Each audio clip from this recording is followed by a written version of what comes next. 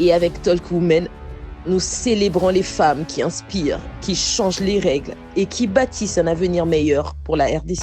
Je remercie l'équipe Talk Women de m'avoir accueilli en séjour et je recommande l'émission à toutes les femmes qui souhaitent passer aux médias et communiquer. Merci à Talk Women. RDC, connectez-vous aux histoires qui changent la RDC. Découvrez les parcours, les défis et les réussites de ceux qui transforment notre pays. Talk RDC, c'est votre rendez-vous avec les acteurs du changement, parce qu'ensemble, nous sommes le Congo de demain. Talk RDC, la voix de la RDC qui avance.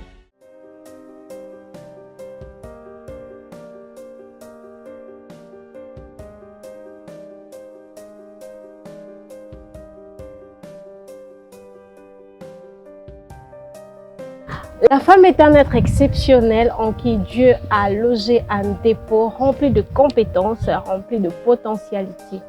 Fidèles téléspectateurs, de par son sourire, par son intelligence, son courage, son savoir-faire, cette femme peut impacter le monde. Raison pour laquelle votre plateforme ici Talk Women qui vous reçoit, vous étant que femme, femme leader, femme influente, femme politique, dans tout le domaine, tout acte compte, toute action est vue.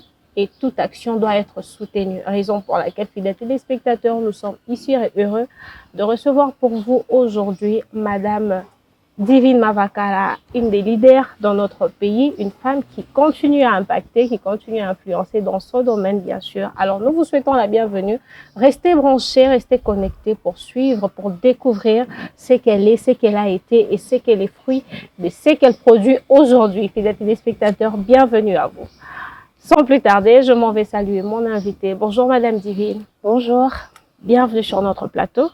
Merci. Les honneurs sont de notre côté de vous recevoir en tant que femme. Merci d'avoir accepté notre invitation. C'est un plaisir. Alors sans plus tarder, nous commençons par une question, juste une parenthèse. Qui est Madame Divine Mavakala? Parlez-nous de vous.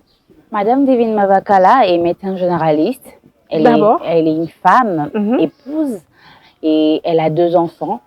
Elle est entrepreneur et elle est gérante de la société Kitamboka. Voilà, gérante de la société Kitamboka. Fidèles téléspectateurs, il y a un très grand CV. Alors, sans plus tarder, Madame, parlez-nous de votre enfance. Comment avez-vous vécu?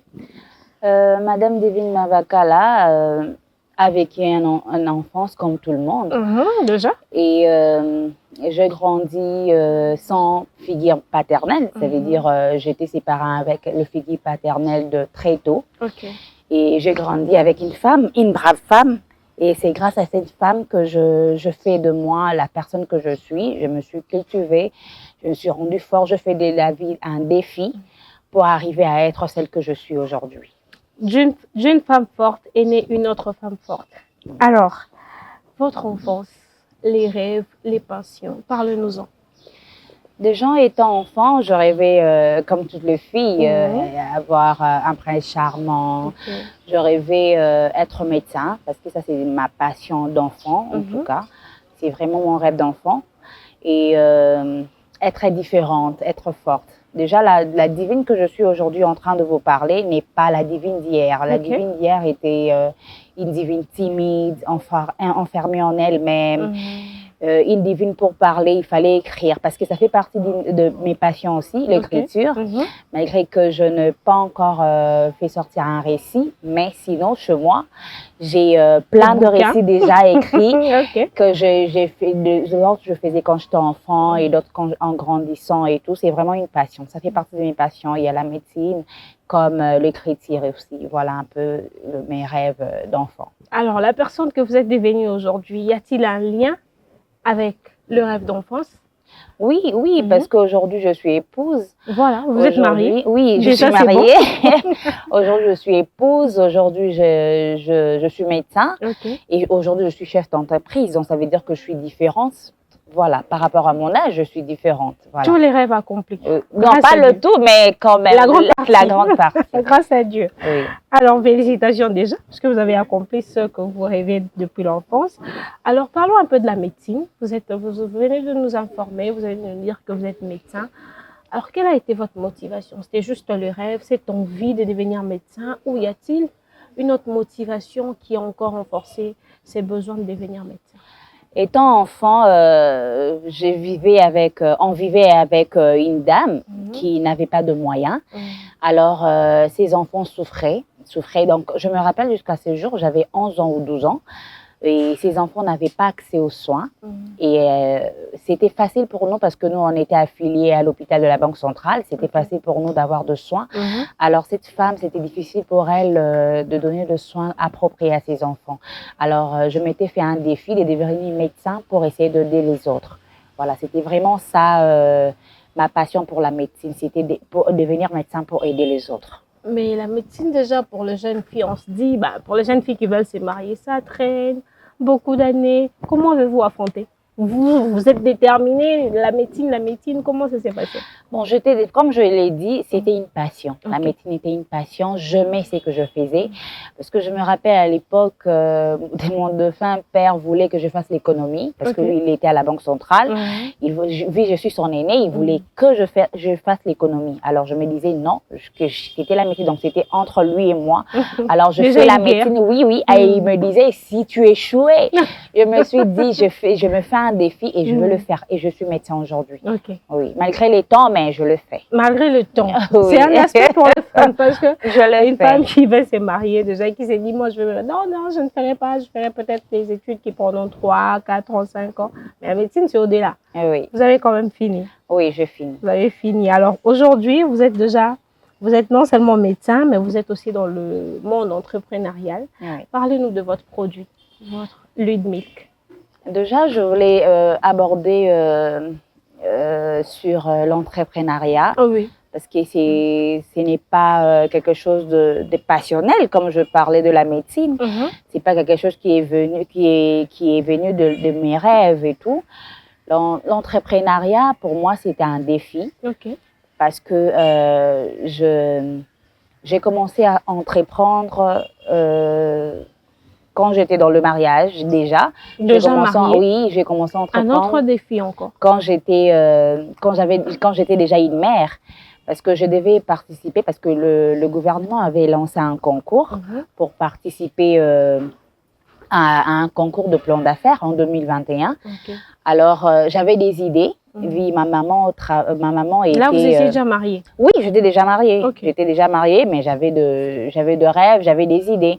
Alors, ces concours-là concernaient l'agrotransformation, le business et puis tout ce qui concerne... Bon, je parle de l'agrotransformation parce qu'il s'agissait de moi. Et quand je me suis lancée, et quand j'ai eu l'idée de participer à ces concours, je m'étais dit de faire l'agrotransformation. Pourquoi l'agrotransformation? Parce que ma mère, déjà, à l'époque, ma mère travaillait avec les sœurs religieuses aidant les enfants faisant de la malnutrition. Alors, ils utilisaient les sojas comme élément phare. Et moi-même, en 2020, quand j'avais accouché, j'avais un problème de montée laiteuse. Donc, je n'arrivais pas à produire assez de lait pour donner à mon enfant. Alors, les sojas m'avaient beaucoup aidé. Donc, quand le projet de ces concours est venu, j'avais eu l'idée de développer sur le lait des sojas. Voilà comment est-ce que je m'étais lancée dans l'entrepreneuriat. Donc, au départ, c'était un concours? Oui, c'était un concours. C'était un concours et tout, mais j'avais l'idée. L'idée m'est venue de ramener cette idée dans le concours de plan d'affaires. Voilà. Et ça s'est bien passé? Oui, parce que j'étais lauréate, j'avais gagné ces concours. Alors, c'était en 2021, vous aviez dit? Oui, c'était en 2021. Alors, aujourd'hui, quand est-ce que vous aviez lancé? Après combien de temps vous vous êtes lancé vraiment dans l'entrepreneuriat concernant le produit? J'ai industrialisé, ça fait un an que j'ai industrialisé. Ça fait un an. Donc, avant, vous produisez, mais il n'y avait pas encore de l'industrialisation? Oui, parce que je faisais du lait chez moi à la maison. Je le faisais pour le malade, je le faisais pour le proche.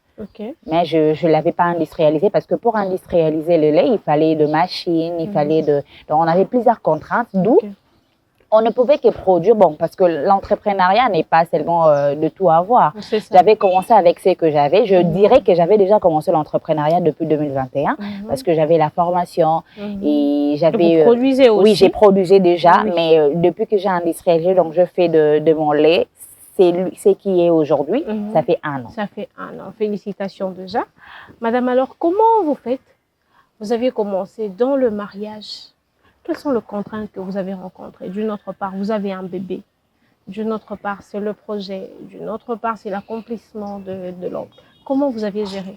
Déjà, c'est difficile parce que il faut faire la part de choses. C'est ça. Et l'entrepreneuriat ne peut pas prendre la partie de ma famille parce qu'ils sont plus importants. Parce que l'entrepreneuriat est venu après. Et il faut faire la part de choses. Déjà, je fais la part de choses. Je fais la part d'être épouse. Et j'ai fait la part d'être mère. Et je fais la part d'être leader. Donc, j'essaie de planifier mon temps pour essayer de réussir dans cette démarche. Alors, et quand est-ce que vous aviez réalisé que vous étiez leader? Quand est-ce que vous avez vraiment su que moi, je suis leader? Je l'ai su déjà en parlant de mon enfance, je me disais que je ne pourrais pas le faire. Je ne peux pas parce que déjà, dans mon caractère enfermé, je ne pouvais pas être leader, je ne pouvais pas, mais je me suis forgée. Je me suis forgée à être celle que je suis aujourd'hui.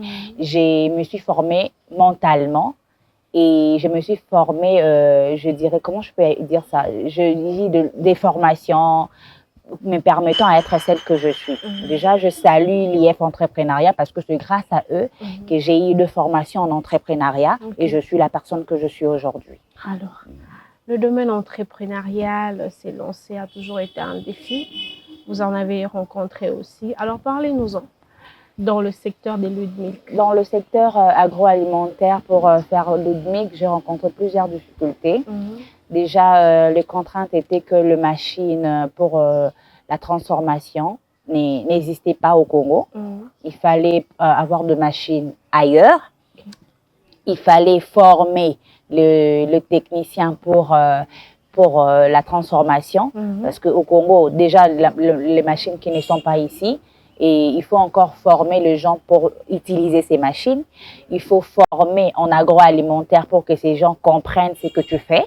Donc, tout ça, il faut faire entrer à ton équipe l'idéologie que tu as. Donc, tout ça, ce sont des contraintes. Le transmettre ce que toi, tu veux. Ah oui, il faut transmettre tout ce que tu as. Et l'autre contrainte est que tu dois faire accepter ton produit localement. Et déjà, on connaît comment est-ce qu'on marche au Congo et tout. Un produit local, des fois, c'est négligé. Des fois, on ne connaît pas. Des fois, les gens négligent et tout, mais tu es obligé de faire accepter ces produits à la population. Chose qui n'est pas facile. C'est pas facile du tout. Mais avec le temps, ça a quand même réussi. Oui, avec le temps, on a réussi parce que déjà, dans le plan marketing, on a joué avec le prix. On a joué avec le prix. Très déjà important. Sur le marché. Sur le marché, le lait de soja est cher. En tout cas, le minimum du prix du lait de soja actuellement est à 3 500 francs. Et notre lait est plus bas par rapport à sa quantité, bien sûr. Notre lait est à un prix un peu plus bas. Et sur base de ce marketing et ces stratégies de prix qu'on a essayé d'essayer d'évoluer les choses. Ok. En tout cas, sans stratégie, on peut arriver à rien faire. Ah oui. Soit on est perdant, soit on gagne. Alors, étant que chef d'entreprise, à combien de pourcentage évaluez-vous l'accomplissement de ce que vous aviez eu à faire jusqu'à nos jours? Je dirais 50% parce qu'on n'a pas encore fait tout ce qu'on prévoit et on veut atteindre le sommet, en tout cas à 50%. À 50%. Et même, je dirais, les laits entrés dans la population et se connaissent à moins de 50%, parce que nous voulons faire plus que ça. Ok. Et pour l'avenir, y a-t-il d'autres projets? Oui, je prévois organiser une campagne de sensibilisation à la consommation du lait de soja, parce que le soja, c'est un produit qui a beaucoup de protéines, dont on n'a pas parlé au début, qui a beaucoup de protéines et de nutriments. En tout cas, il y en a beaucoup. C'est le grain la plus riche en monde végétal. Donc, il n'y a pas un aliment plus riche que le soja dans le monde végétal. Et le soja est très important et il lutte lui seul contre plusieurs maladies il lutte contre la malnutrition, contre le problème d'hypertension, contre les bouffées des chaleurs ménopausiques, contre le diabète sucré. Ok. D'ailleurs, donc, ça lutte contre plusieurs autres maladies. Donc, les soja est vraiment riche. Donc, dans ce cas, il faut étendre déjà la communication dans le Oui, secteur oui, c'est ça. communicationnel et partant de autres projets. Y a-t-il un agenda? Y a-t-il une planification déjà faite? Oui, nous avons planifié plein de choses Ok. qu'on préfère pour l'instant le garder pour Non, pas de nous. problème. Et, mais bientôt, vous allez le voir. Déjà, pour notre lait de soja, nous comptons le mettre dans de différents formats. Et bientôt, vous aurez un lait avec 1 litre, 5 litres ou plus. Ok. En tout cas, ça sera profitable pour ceux qui en veulent pour une cure. Oui. Ok. Alors, dans le contexte de notre pays, comment analysez-vous l'implication de la femme dans le domaine entrepreneurial? Vous êtes vous-même femme, mère des familles, épouse, avec d'autres casquettes. Déjà, vous savez que ce n'est pas facile. Alors, pour la jeune fille congolaise, que faire concrètement pour atteindre ce monde aussi? Déjà, comme vous l'avez dit, oui, c'est pas facile. Déjà, à marier ou pas, c'est pas facile parce qu'on est femme et il faut s'imposer. Il faut s'imposer. Non. Quand je parle de l'imposition, il y a plusieurs hommes qui vont me voir et ils diront non, il est. Non, je parle s'imposer, c'est-à-dire être déterminé. C'est ça l'imposition. Savoir ce que l'on veut et tout. Essayer de le partager avec les autres, essayer de faire des analyses, essayer de faire des recherches. Déjà, la femme congolaise, c'est l'entrepreneuriat chez la femme congolaise. Aujourd'hui, au Congo, on ne refuse pas qu'une femme travaille. Bon, je ne sais pas, dans les autres cieux, mais au Congo, on ne refuse pas qu'une femme entreprenne. Déjà, parler de l'entrepreneuriat, je ne veux pas parler de $1000, $100,000, $50,000, non. Parce qu'aujourd'hui, on peut entreprendre même avec un zéro. C'est-à-dire, je peux avoir un métier et commencer l'entrepreneuriat. Donc, toutes les femmes peuvent faire l'entrepreneuriat, mais c'est difficile parce que c'est une femme, elle peut se sentir faible, elle peut se sentir incapable. Mais aujourd'hui, j'exhorte à la femme d'être forte pour essayer d'entreprendre en République démocratique du Congo. Même avec un zéro, on peut entreprendre aujourd'hui. Même avec un zéro, on peut entreprendre. Même avec un zéro. Oui, même avec un zéro, parce que si j'ai un métier, je peux entreprendre. Voilà. Oui. Alors, quelles sont vos principales attentes pour l'avenir? Que pensez-vous? Est-ce que vous limiterez juste au lait de soja parce que ça contient plusieurs vertus, ou vous pensez aussi étendre votre savoir-faire dans d'autres produits, dans d'autres matières premières? Déjà, la formation que je réussis, c'est la formation de l'agroalimentaire. Donc, je vais devenir usine. Je vais devenir un grand commercial de produits locaux. Je ne vais pas rester dans le lait de soja seulement, mais je vais devenir industrie, vendre tout ce qui est transformable dans le sol congolais, parce que nous avons un sol qui est très riche qui est très riche et qui n'est presque pas exploité. Donc, je compte étendre mon business sur la transformation. Alors, qu'est-ce que vous attendez du gouvernement? Y a-t-il un désir que vous voulez exprimer au gouvernement par rapport peut-être au soutien, ou vous comptez faire cavalier seul? Oui, vous êtes ouvert? Le soutien, je suis ouverte. Le soutien est le bienvenu parce qu'on ne sait pas tout faire seul. Le soutien est toujours le bienvenu parce qu'en nous soutenant, qu'on aura beaucoup plus de produits. Parce qu'aujourd'hui, déjà, on ne sait pas faire autre chose sans le machine. Manuellement, c'est bien, on peut faire du manuel, mais manuellement, on ne peut pas avoir le même résultat qu'avec le machine. Déjà, sur base de notre produit, avec le machine, on peut avoir une durée de péremption, de spiration plus élevée qu'en faisant manuellement. En faisant manuellement, un lait de soja ne peut que se conserver 3 à 4 jours au frais.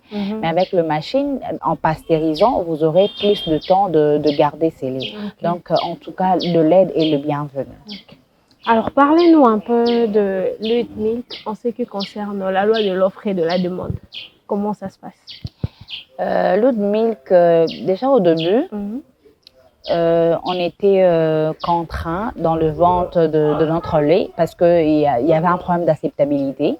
Les gens ne connaissaient pas. Déjà, c'est un nouveau produit sur le marché. Oui. et les gens ne connaissent pas. Bon, je dis pas quand je parle de gens, parce que nous avons fait des enquêtes, les gens ne connaissent pas le lait des soja. Le lait des soja. Les gens ne connaissent pas trop le lait végétal.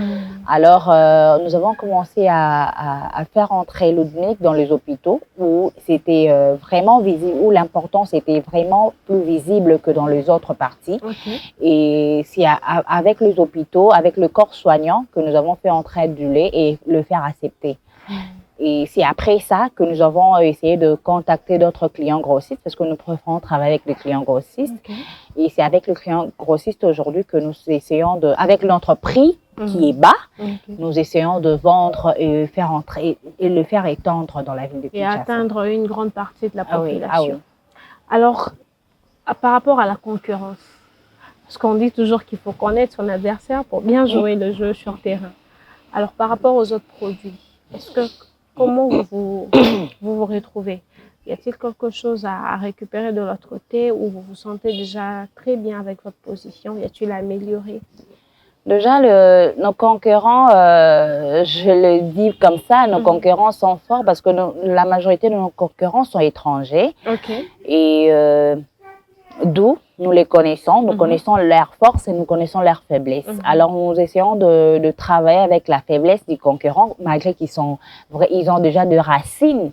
Mais nous essayons de travailler avec les faiblesses de nos concurrents pour essayer d'évoluer. Mais aussi, nous essayons de voir la force de nos concurrents pour essayer de faire mieux que nos concurrents. Voilà un peu. Voilà un peu. Nous connaissons nos concurrents, nous connaissons comment est-ce que ça marche et nous essayons de fuir ce que représente le concurrent pour essayer de faire autre chose que le concurrent.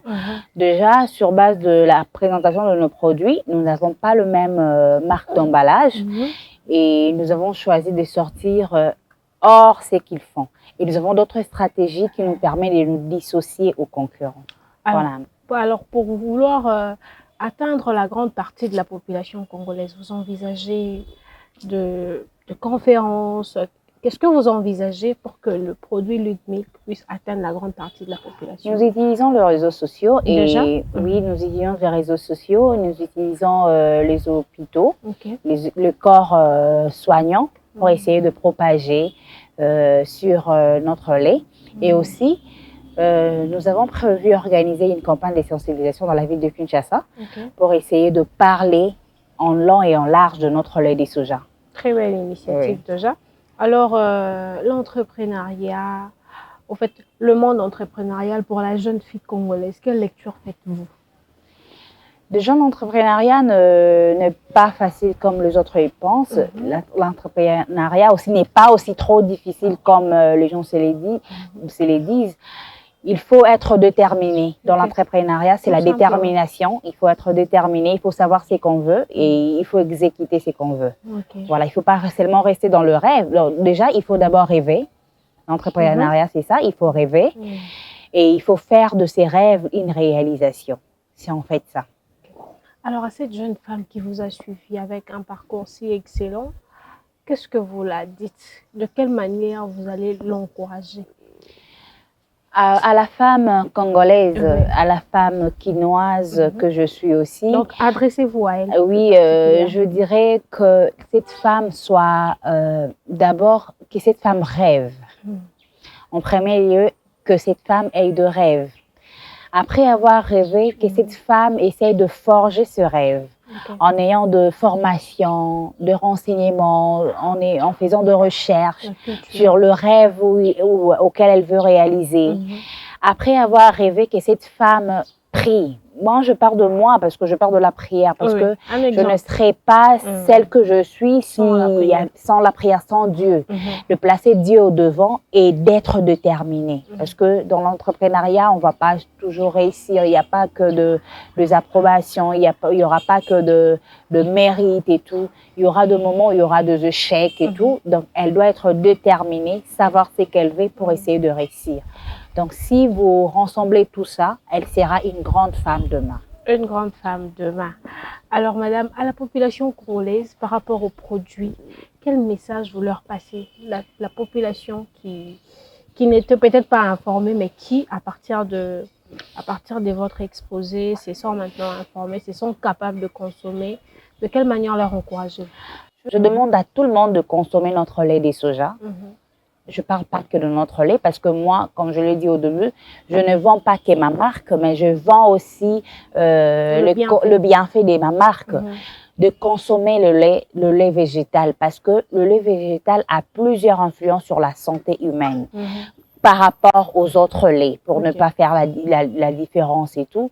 Et les bénéfices qu'apportent ces laits de soja permettra à ce que nous vivons longtemps, nous vivons en bonne santé et que nous évitions quelques maladies de méfaits de ce que nous mangeons et consommons chaque jour. Voilà. Vous l'avez compris, fidèles téléspectateurs, que c'est par cette motivation de Madame Divine Mavakala que nous mettons un terme à notre production de ces jours. Nous vous disons merci de l'avoir suivi. Alors restez connectés. N'oubliez pas que si vous êtes femme, vous êtes un modèle, vous voulez partager votre secret avec les restes de autres femmes, de jeunes femmes qui veulent devenir comme vous. Alors notre plateau reste ouvert. Contactez-nous, vous serez la bienvenue. Quant à nous, nous vous disons au revoir. Revoyons-nous à la prochaine.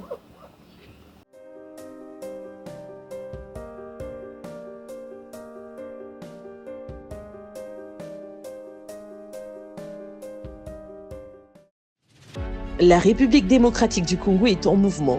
Des idées nouvelles, des voix fortes, des visions ambitieuses façonnent chaque jour notre pays. Talk RDC, la voix des acteurs du changement. Bienvenue dans l'univers de Talk RDC, une plateforme où les voix de la transformation se font entendre. Avec Talk Law, plongez au cœur des enjeux juridiques et découvrez les parcours d'avocats engagés qui défendent les droits, les valeurs et la justice pour tous. Talk Business vous emmène dans l'univers des entrepreneurs, des créateurs, de ceux et celles qui bâtissent l'économie congolaise et innovent pour le futur. Et avec Talk Women, nous célébrons les femmes qui inspirent, qui changent les règles et qui bâtissent un avenir meilleur pour la RDC.